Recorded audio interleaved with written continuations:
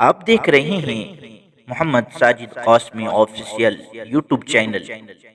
Channel को subscribe कीजिए और बेल आइकन को ज़रूर दबाइए और वीडियो को लाइक और शेयर कीजिए। जज़ाकल्लाह। हिंदुस्तान की तकसीम दारुल उलूम देवबंद ने की थी। अरशद मदनी हिंदुओं को मारने वाले तमाम शिद्दत पसंदों का मुकदमा लड़ते हैं। यतीन नरसिम्हानंद की शर अंगेजी। उत्तर प्रदेश के ज़िला मुजफ्फरनगर में दासना मंदिर के पुजारी यति नरसिम्हानंद सरस्वती ने जमीयत उलमा हिंद और मौलाना सैयद अरशद मदनी के हवाले से मुतनाज़िआ बयान देते हुए कहा कि मौलाना अरशद मदनी एक ऐसी शख्सियत हैं जो हर शिद्दत पसंद का मुकदमा लड़ते हैं। अरशद मदनी उस तंजीम के सरबराह हैं जिन्होंने पूरी दुनिया में तहलका मचा रखा है। भारत की तकसीम भी दारुल उलूम देवबंद ने की थी, जिसके सरबराह आज अरशद मदनी हैं। जमीयत उलमा हिंद को आप गूगल पर सर्च करते हैं। अरशद मदनी हिंदुओं को मारने वाले तमाम शिद्दत पसंदों का मुकदमा लड़ते हैं। नरसिम्हा ने कहा कि अरशद मदनी भी कुछ भी कर सकते हैं।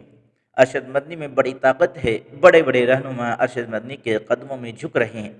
अरशद मदनी की बात इस मुल्क में पूरी होती है।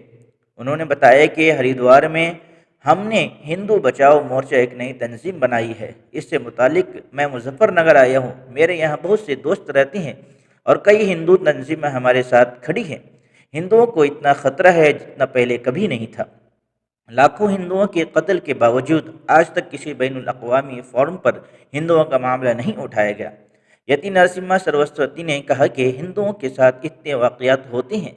इस मसले को हल करने के लिए, हिंदुओं का मसला उठाने के लिए, पूरी दुनिया को हिंदुओं पर होने वाले मज़ालिम को दिखाने के लिए हमने यह तंजीम बनाई है। बिहार के वज़ीर तालीम के बयान पर उन्होंने कहा कि ऐसे शख्स के बारे में बात करना भी खुद को नीचा दिखाने के बराबर है। जिस रियासत का वज़ीर तालीम ऐसा हो, वहाँ की हुकूमत का क्या हाल होगा। अब खुद सोच सकते हैं। ये जमहूरियत के नाम पर धब्बा है। उनके बारे में ज़्यादा बहस करना उनको बढ़ावा देने के बराबर है। दूसरी तरफ राहुल गांधी के महाभारत यात्रा के बारे में दिए गए बयान पर उन्होंने कहा कि ये एक मज़ाहिया बयान है।